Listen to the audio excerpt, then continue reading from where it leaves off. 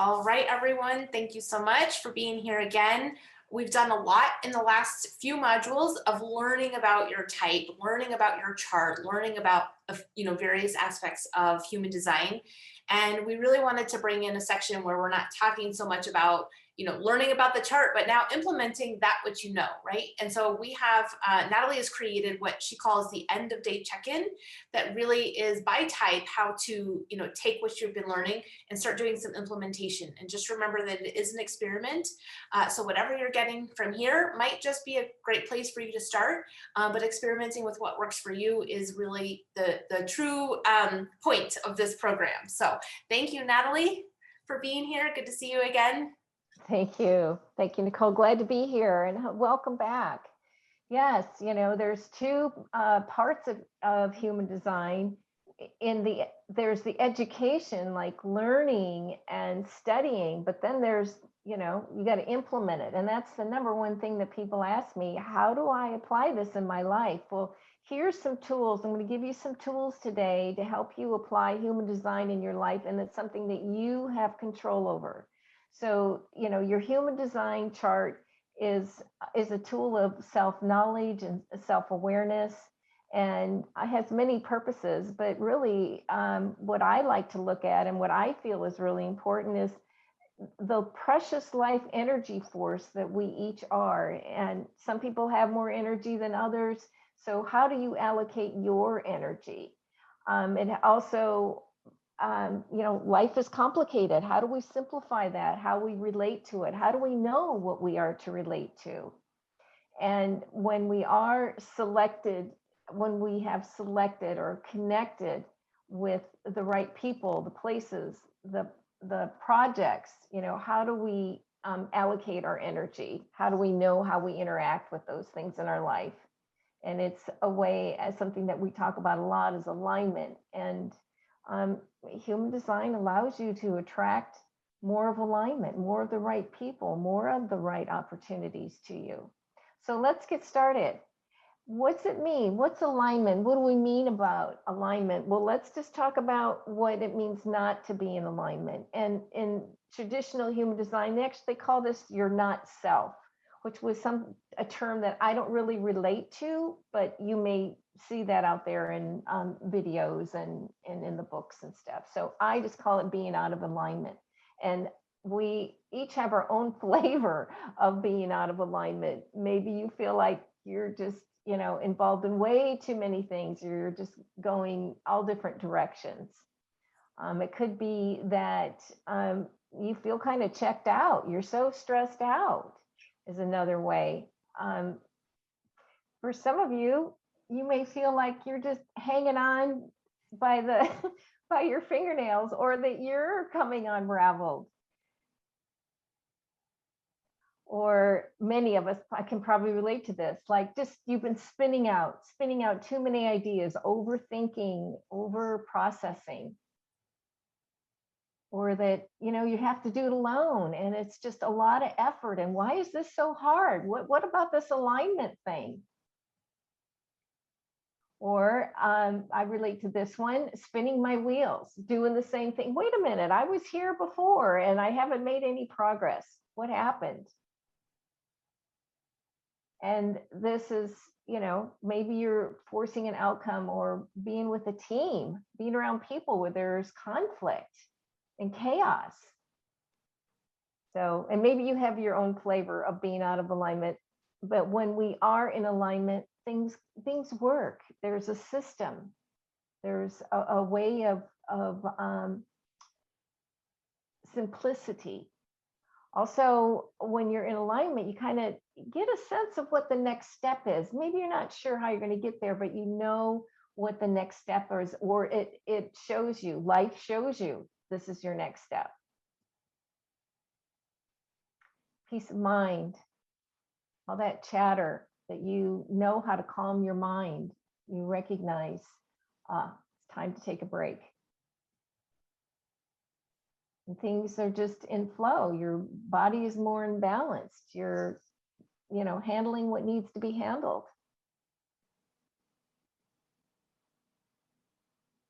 And there is ups and downs in life, right? It's part of it. And having days where it's up and down, it does not mean you're out of alignment. It means, hey, I got this. I got this. Oh, gonna go with the flow. Yeah. I would say this one for me has been one of the most transformational places realizing alignment, that like feeling energetically down or emotionally, like having an emotional a negative emotion experience didn't take me out of the world, right? Like I was able to recognize that down place and then nurture myself through it. So that's one of the things through human design alignment that has been the most transformational for me. So I just wanted to mention that part. Like the ups and downs are normal, and managing through them is easier when you're in alignment. There's none of that tension and stress. So Yeah, good point. And you know that you're working with the right people, or there's the right relationships in your life, that there's support. And for some people, and that looks different for each person, what is support or what do they need for support. So when we talk about alignment, that's what we're referring to. And let's just start with the manifestor. So remember, this is the manifestors. They're here to initiate change and innovate. They do need support. They can't do it on their own. They don't have that sustaining energy. And it's really important, like their strategy is to inform others, let other people know what's happening or what the changes are. So at the end of the day, what does a manifestor need to do? Now, you can have a journal by your bed or a recorder, or just say it out loud while you're getting ready for bed. But you want to, each type has a different reflection. And so the manifestor is, where did I meet my anger? Did I meet any resistance today? Okay. And then how did I handle it? Important. Did I let others know? Did I inform? You know, these two questions kind of go together. If they met anger and resistance, the next one is, well, did I inform the people that needed to know? So did I ask for support? Did I invite someone to be on my team? Or did I, you know, make action towards getting support today? And then, was my energy aligned with my aligned projects? So first of all, this happens, you may, if you're a manifestor, you may have projects in your life or people that are not aligned. Okay, so that step comes before this question, because we're looking at, okay, what's aligned for me? What are my aligned people and my projects? And lastly is, how did I allocate my energy on a scale to 1 to 10? And what we mean by that is that, you know, we have different areas of our life. You know, we have relationships, you know, family, you know, that need our time, our energy, and some days more than others. We need our self-care, you know, and how is that? Am I allocating time for that? Your projects and your to-do lists, are you allocating time for that? And just the other people in your life, maybe your clients or whatever, how are you allocating time? And I'm sure you can come up with some other things in your life that you need to consider at the end of the day. Maybe you're giving not enough time to self-care, or too much time to family. Maybe there's the family members could maybe do more than they are doing, but you get into doing mode and you do for them. So this is for each type to reflect on at the end of the day. That's okay. And I'll just add here that in the Brilliant Brain Training module, I think it's the first module, it's either the first or second module, I think it is self-care, which would be the second module. There is actually a life, audit your life kind of wheel. And so there is 8 sections in life in which you can kind of gauge and take a look at where you're feeling at, like your life is currently at. And so sometimes when we gauge those things within our life, actually then taking it and saying like, what does that mean when it comes to my energy, right? So it's like, am I overexerting? Am I underexerting? Am I losing energy in this area that really I want to send to this area? So some of the life audit that, you're going to do in Brilliant Brain Training, and then pulling that forward into the energetics of like literally where you're spending your time and energy. This is where these programs really overlap, and why I just know that having these check-ins is important. And the other thing that I wanted to just go back on here is on this question.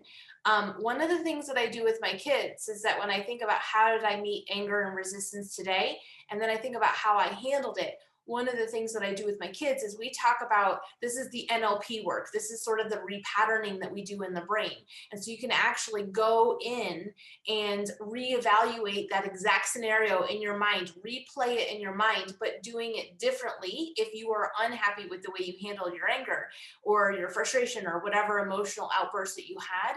And so I teach my kids how to practice redoing that same experience in the future. So, because it's like, it's probably not going to be the last time that his brother steals his remote or whatever. So we kind of have that redoing it in the mind. So that's part of where these programs overlap. So sorry to interrupt, Nattalee. I hope you don't mind that. So we'll move right along. Okay, great. Well, now moving to the majority of the audience here that are generators and manifesting generators.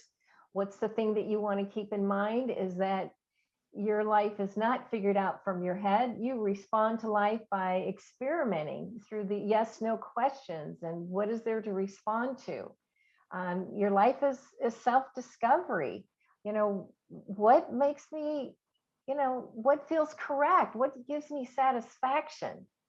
And to keep in mind, to not let your mind be in control.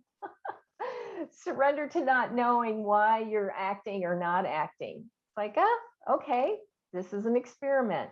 That's a big one. Surrender to not knowing. Okay, so at the end of the day, when did I feel satisfied or uplifted with what you engaged with? Did I try to force something? Did I initiate something? And did I act upon a should or an obligation or some other rationalization or a self-doubt even? And again, back to this question of rating your energy allocation on those different aspects of your life and the ones that are your top priorities right now. How did you, and take each one, family, self-care, your spirituality, your work, on a scale from 1 to 10. Okay, so projectors, our natural guide and leaders, remembering that you don't have to give out so much energy when it's correct and you're focused, just your presence is enough in many cases. So be aware of how intense that focus is. And using your natural talents to read people and read the environment. And that includes you. It's like, is this the right environment for me? Or it could be you've been invited into that environment. And, what is it that needs to, how can we up level here? What can make this better for everyone? Very good at digging deep into subjects and really understanding the foundational pieces of it. And accepting that you are a little bit more mental than other beings, than the energy types. And your focus is on the other, helping others, assisting others. So at the end of the day, you want to know, did I force an event or an outcome? Was there an invitation or recognition? Did I give my energy without being asked? Where did that happen? How did I get myself into that? You can really drill down into these questions. Do I feel good around the people and projects in my life? And, maybe that's a no for you. I don't. Well, this is not, there's no bad or wrong. There's no judgment in this. If that's the case, then, okay, what's some steps I can do to change that? And then again, the different areas of your life. How are you allocating your energy from a scale to 1 to 10? Can I just say, so one of the things that kind of came up to me just now is when you think about feeling good around the people and projects, is that sometimes maybe it's an understanding that the people aren't wrong and maybe the project might not be wrong, but where's your energy at with it? So there might be, I would just say, is it possible that there's other areas in their life that maybe their self-care is down, which is why the project and the people don't feel right? Like, it's not necessarily you have to just say no to what's in front of you. That's what she was saying. Like, okay, well, how could this feel better? Maybe it's coming from a place of curiosity, and it might not have anything to do with that person or the project and something to do with something else on that life audit wheel that I mentioned. What do you think about that, Nattalee? Yes, that's a great addition. Okay. Well, and so take these questions and, just don't go through them like this is reflection time.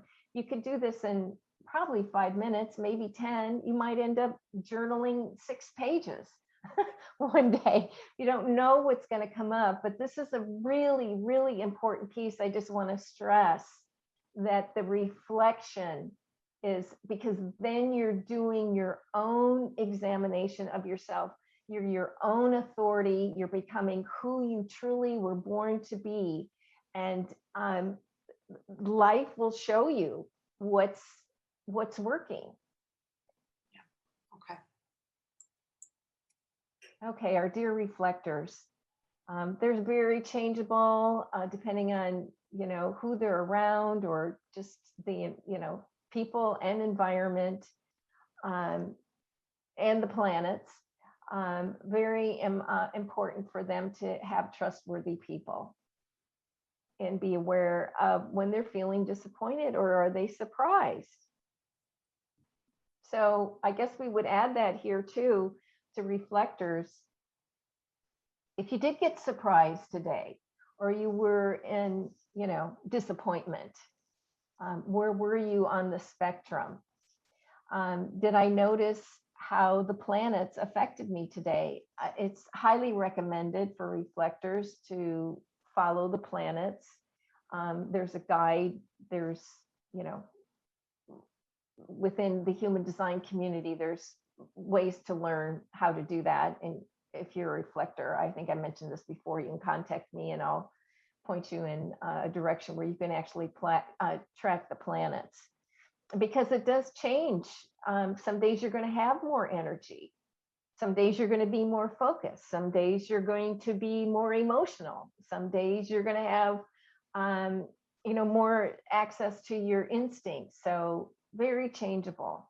And then looking at where you're giving your energy, right? Where you asked, is this really aligned for you? And, your self-care is really important as well. So making sure you're keeping that as a priority. Do I feel aligned with the people and projects in my life today? So again, like the projector, it's like really recognizing where you fit, and that are you being seen as well, as same as the projector, being seen as the wise being that you are. And then, because the reflectors are not to make any quick decisions, they're to wait 28 days. So what is it that you're considering? Are you considering a move or a change to a different job? Or, is this person that you're been seeing a few times, are they trustworthy? So where are you in your decision-making cycle? It could be more than one. And you look at where you're allocating your energy. Okay, in your reflection time, one more question. Did you have any insights or ahas about yourself? And are you making a note about what actions you're going to take? What's something that you might do more of, and what's something you might do less of?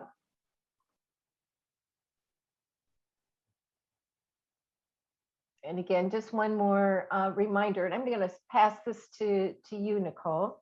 Okay. So yeah, just we're gonna have, there's workbooks in the Brilliant Brain Training section. And I'm actually, now that we're having this conversation, I'm thinking, okay, I think it's probably good to create that checklist for energy allocations. And so I'll create a resource for you to kind of go through a self audit. That's not just sort of a reflection of where you're at in your life, but also on a daily, situation, you could reflect on where your energy was spent. And the thing about this is that this is part of the moving forward and changing things, is that when you take a moment to reflect that your energy was used in a way that didn't serve you, that's when you get to get intentional about the next day. And you can say, okay, today my energy went here. That really didn't align with me. And so what I'm going to do differently tomorrow. And that's a way for you to take what you're learning and implement it and do it differently going forward. So having those intentions helps trigger new behaviors and processes in your life. And so, but you don't know where you're going unless you've been willing to reflect backwards. So both are really important. So I think that we're done with this one. Yep. And we'll see you guys in the next module. Bye, everyone. Bye-bye.